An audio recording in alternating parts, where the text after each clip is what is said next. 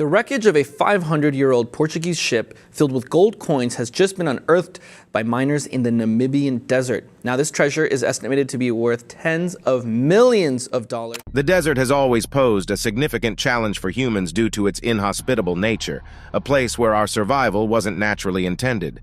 As a result, deserts have yielded some highly unusual discoveries over time, ranging from a cascading sand formation to an ancient Egyptian burial boat. You'd be surprised by the variety of objects found within these sandy landscapes. These discoveries in the desert have left questions and puzzles for both explorers and scientists. Here are 15 of the strangest items ever unearthed in the desert. The Namibian ancient ship. Full of gold. Imagine a pirate ship full of gold, worth enough to transform a rural village into something more contemporary. That's the story of the ship found in the Namibian desert.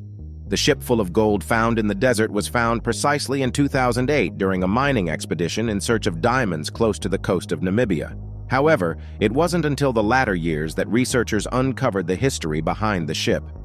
The ship was a Portuguese vessel from 500 years ago, known as the Bom Jesus. It was supposed to be headed for India, laden from Lisbon, Portugal, on Friday, March 7, 1533. However, it met a horrid storm that sank the ship. Besides the lost crew, the ship had treasures like copper ingots, religious artifacts, clothes, pottery, and navigational tools.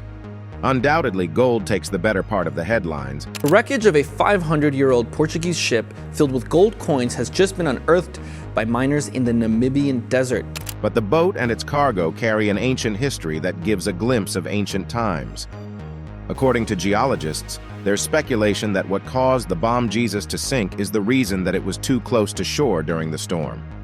There's a theory that the storm must have caused the ship's hull to collide with a rock, hence why the ship capsized. Aside from that, the ship seems to be suddenly lying in the middle of the desert, which could be linked to the receding coastline water effect. What do you think about a treasure hunt in the middle of the desert? The Sand Waterfall. This one might come more as a shocking wonder of nature. We are talking about an actual waterfall made of sand and not water. Nothing gets more shocking than this, but it truly exists. The Sand Waterfall is found specifically in Riyadh, Saudi Arabia. It is a rare natural phenomenon that can be caused due to several geological and gravitational forces in play. According to research, the Sand Waterfall in Saudi Arabia is caused by strong winds that gather a certain amount of sand at higher elevations. As the sands form dunes, they form a certain stream of sand that eventually flows and finds its way to the cliff's edge. This gives that mind-stunning scenery that has gotten the attention of not just the Saudis, but tourists worldwide. However, if you ever find your way to the Sand Waterfall in Riyadh, ensure to be safe from the fall. No one wants to end up on the wrong side of this nature's wonder. The Gates of Hell. Lying in the middle of the Turkmenistan Karakum Desert for over 5 decades is the Gates of Hell. Why does this place go by this name? Well, it's safe to say that the Gates of Hell in Turkmenistan is a literal representation of what the actual gates leading to hell would be like. The Gates of Hell consists of a 230 feet wide burning crater sitting close to the Darvaza village. Being a man-made crater, it was created accidentally in 1971 by the Soviet Union. Unknown to the Soviets then, the land they accidentally punched in their rig was a massive underground natural gas cavern. And this is what led to the collapse of the land and the rig. After the collapse of the land, it wasn't too long before the cavern started to emit toxic fumes into the atmosphere. To subside the harmful effects of the fumes, the Soviet Union set the crater on fire. However, it was unknown to them that the crater would still burn today, hence what we see as the Gates of Hell. Today, many have habitually used the site as a place for wild camping. However, it's only a matter of time before the fiery pits are put off for good, as the Turkmenistan governments have started looking for means to shut the Gates of Hell for good. The Mari Man. Covering 2.2 miles from top to bottom, the Mari Man is a gigantic geoglyph art. It was first spotted in 1998 by a pilot flying across the southern regions of the Australian desert. From a pilot's view, the geoglyph gives a bold artistic description of an indigenous hunter holding what seems to be a stick or boomerang. No one truly knows the history behind this geoglyph, but it's believed to have been drawn by a local almost the same time it was spotted. Over the years, the Marree Man has continued to garner popularity amongst several tourists worldwide. The truth is, everyone is drawn to see one of the largest geoglyphs in the world. To depict the relevance of the geoglyph, the local business owners had to come together to restore the geoglyph. This was after they had noticed the gradual fading of the earthen art. The geoglyph restoration lasted for 5 days using a construction grader. With several local adjustments, there are several talks that the art will remain sharp and defined for a longer time. This one, I'd imagine, was done by a very small group of people because there simply wasn't a word around the traps as to who did it. And most things that most people do, we hear about. You should check this one when you next visit the southern regions of Australia. Cerro Balena. Not every day one gets to see large skeletons of whales in the middle of the desert. That's why Whale Hill, also known as Cerro Balena, makes the list of shocking things captured in the desert. Just like its name implies, Cerro Balena is an arid site in the Atacama region of Chile, bedding the skeletons of over 40 whales and those of a few other marine animals. The other marine animals include seals, aquatic sloths, and billfishes, to mention a few. The site was discovered in 2010 while a road expansion initiative was underway along the Pan American Highway. Ever since then, archaeologists have developed a habit of studying the fossils and how they ended up where they did. According to research, it is believed that marine animals died of toxic algal bloom poisoning and died at sea. Eventually, they were buried on a tidal flat from where they were preserved and buried by sand in 4 separate levels. It's said that the path the fossils followed to make it to land occurred during 10,000 to 16,000 years, while the site itself is roughly 6 to 9 million years. This easily places Cerro Balena as one of the oldest fossil sites on Earth. Snow in the Sahara Desert. The Sahara Desert is not only known to be the largest desert, but also the hottest desert in the world, covering a large area of North Africa. However, this hot, large expanse of land recently experienced a rather strange phenomenon. What appeared to be the hottest desert was transformed into a winter wonderland after receiving snow. And this was a shock not only for the people of Macales, but for people worldwide. However, unknown to many, this wasn't a first-time thing in the Sahara Desert. The region had already experienced snow 3 times in the past. So it's safe to say it isn't a completely rare event. According to scientists, the cause of the snow hasn't been figured out yet, but they pointed out the possibility of extremely hot weather dropping by a considerable margin in the late night hours. Some other scientists linked the phenomenon as a product of the ever-changing climate. While it remains a mystery, the people of Macales sure did take advantage of the event as a relief from the scorching heat of the desert. Painted cars. Situated amidst the expansive Texan desert lies yet another display of art. This iconic installation comprises 10 vintage Cadillacs partially buried in a row. Over time, the once gleaming surfaces of the cars have gradually evolved into a vivid tapestry of hues adorned with numerous layers of graffiti and spray paint, with each brushstroke relaying a distinct narrative of personal expression. The group behind this artistic concept is known as Ant Farm. They devised this art in 1974 as a means to not just serve as a landmark, but to adorn the boundless horizon in the region. Today, the Cadillac Ranch has become more of a pilgrimage site for visionaries, artists, and other groups that appreciate art. To keep the artistic spirit alive, enthusiasts are also welcome to partake and express themselves by adding several strokes and graffiti on the cars with spray cans. It's said that Ant Farm's rock and roll artistic initiative is something being replicated in several other places in America. This goes a long way to show the site's influence in the past years. The Cadillac is one of those mood brighteners anyone would love to see in a desert. The monoliths. One of the strangest objects that have continuously been appearing at random spots in the desert this past decade is monoliths. Monoliths are metallic, shiny, triangular, prism-shaped objects discovered in a remote desert in southeastern Utah, USA, in November 2020. It stood about 12 feet tall and appeared made of stainless steel. The monolith had smooth, reflective surfaces firmly embedded into the ground. The random appearances started after the first monolith appeared in Utah. However, ever since then, more monoliths have been found in several countries worldwide. Many people have come to believe that random appearances might not necessarily be a man-made affair, but that of aliens. The monolith in Utah was verified to be an art project, disregarding the talks about aliens trying to communicate with us. But the several other monoliths remain a mystery. No one can predict when next and where another one will pop out from, and when next will disappear. This pokes a rather big hole, urging the need to unravel the mysteries behind this absurd phenomenon. The Dead Sea Scrolls. The Dead Sea Scrolls constitute a distinct collection of ancient manuscripts. They were found somewhat around 1947 and 1956 in the caves close to Khirbet Qumran, precisely on the northwestern shores of the Dead Sea, in the vicinity of modern-day Israel and Jordan. The scrolls entail a variety of texts on different subjects composed in Aramaic and Hebrew. From poetry to religious writings and historical entries, every scroll had something that distinguished it from the others. However, that's not what makes the Dead Sea Scrolls special. It was discovered that the scrolls were written on animal skins and associated with the Jewish Second Temple going way back around 530 BCE to 70 CE.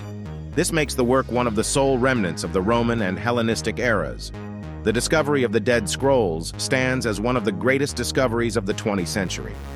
It provides a glimpse of the diverse religious landscape and the deep-rooted culture of the Jewish sect and groups.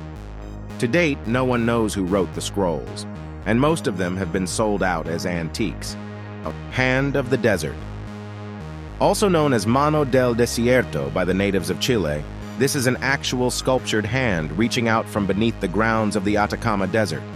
The piece of sculpture was built in 1992 by a Chilean sculptor named Mario Irarrázaval.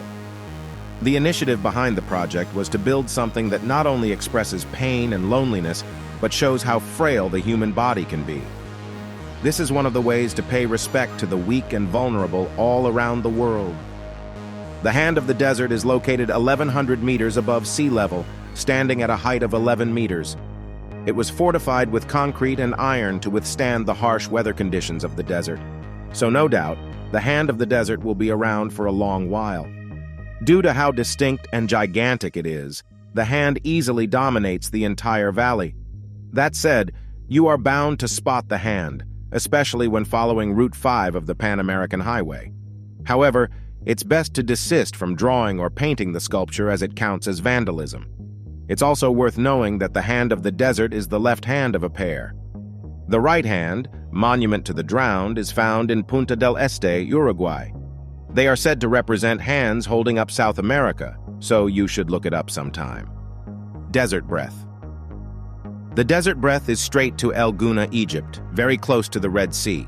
This piece of art was conceived in 1997 as a collaborative endeavor involving Greek artists Danae Stratou, Alexandra Stratou, and architect Stella Constantinides. This expansive land art installation encompasses a vast area spanning 1 million square feet.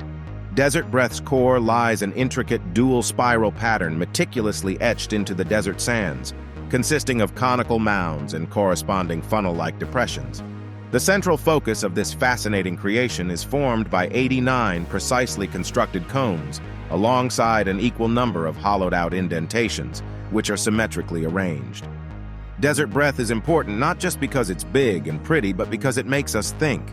It's like changing the plain desert into something special, which tells us that people want to make their mark even in tough places. When people see Desert Breath and its shapes, they can think about how everything in nature is connected, how art can stay forever, and how creative ideas are always interesting, even in big, empty deserts. Animal mummies. Recently, archaeologists unraveled something unimaginable in the middle of the Egyptian desert, a 2600-year-old way of mummified animals. The species of animals include crocodiles, cats, baboons, cobras, and first-ever lion cubs. Indeed, it's popularly known that cats were revered in ancient Egyptian times, but the lion cubs came more as a shocker to the archaeologists. The mummified large cats were found close to the remains of an adult mummified lion discovered beneath the Saqqara necropolis. It was said that the mummies were buried alongside human remains, serving as offerings to various gods and as symbols of devotion. The ancient Egyptians believed these mummies would act as intermediaries between the earthly and divine realms, carrying prayers and wishes to the gods. The meticulous preservation process involved in creating these animal mummies showcased the advanced embalming techniques of the civilization, emphasizing their deep reverence for the creatures and the supernatural.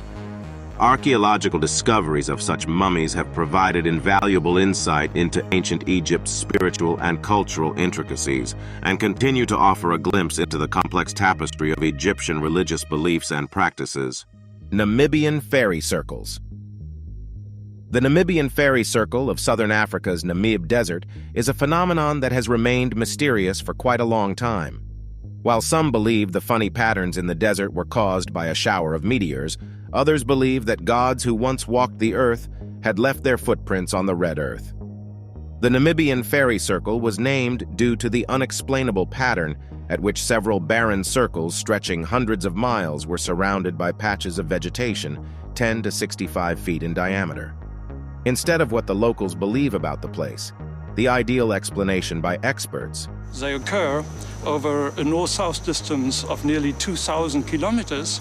They are really clearly visible over large landscapes, and until today, they are not scientifically understood. is that a biological problem causes the Namibian fairy circles, and what might have appeared as random patterns aren't random.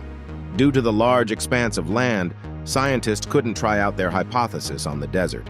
Still, the majority have concluded that the patterns are linked to the water scarcity in the desert and the competition amongst the plants in the area. However, that's not all. The fairy circles in the Namib Desert were also linked to the behavioral activities of termite colonies underneath the ground.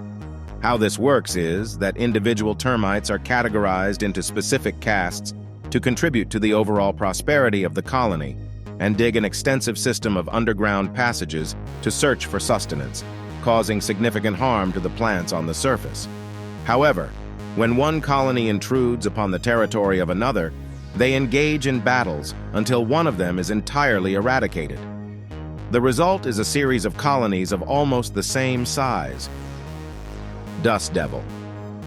Dust devils are captivating meteorological occurrences characterized by swiftly rotating columns of air, often containing dust and debris. On hot, dry days, these natural whirlwinds commonly arise in arid and desert regions. Unlike tornadoes, dust devils are smaller and less powerful, with diameters ranging from a few feet to approximately 100 feet. Wind speeds within dust devils typically reach about 45 miles per hour. These phenomena emerge due to the warming of the Earth's surface, causing rising air to consolidate into a vertical spinning column. As this rotating column forms, it gathers loose particles like dirt and dust from the ground, making the entire vortex visible. Even though they are generally harmless and short-lived, dust devils can sporadically intensify, potentially posing risks to individuals and property, especially when carrying larger debris or growing to a size capable of causing harm. Nonetheless, they primarily serve as captivating indicators of atmospheric dynamics, heat exchange, and weather trends in arid terrains. Scientists frequently study dust devils to extract insights into the intricate interplay between air currents and topography in such settings. Like this dust devil in Nevada, its captivating nature highlights and showcases the roles of natural phenomena in the planet's atmospheric conditions. Desert Ghost Town in Namibia. The last on the list is Kolmanskop, the desert ghost town in Namibia.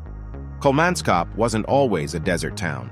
Regardless of the town being situated in the desert, it was once one of the major towns in the entire country. The town's rich history dates back to 1908, when a Namibian railway worker found a diamond along the railway track. After the discovery, it wasn't long before prospectors from all across the globe were drawn to the area. And by 1912, what was tagged as an arid land filled with diamonds had birthed a small town. To explain how much of a big deal Kolmanskop was, it was producing 1 million carats of diamonds a year, constituting 11.7% of the total diamond production in the world. The town took a new turn by 1928. At the time, the prospectors had completely depleted the area of all diamonds, which made them and the other townspeople leave the town. By 1956, Kolmanskop had completely become a ghost town. Even though it's now a place for tourist attraction, there's a likelihood that as the years go by, several dunes will continue to fill the houses and rooms, submerging the town in the sand. This might completely erase what's left of the town. Thank you for joining us on this incredible journey, and remember to like, subscribe, and hit the notification bell to stay tuned for more captivating explorations.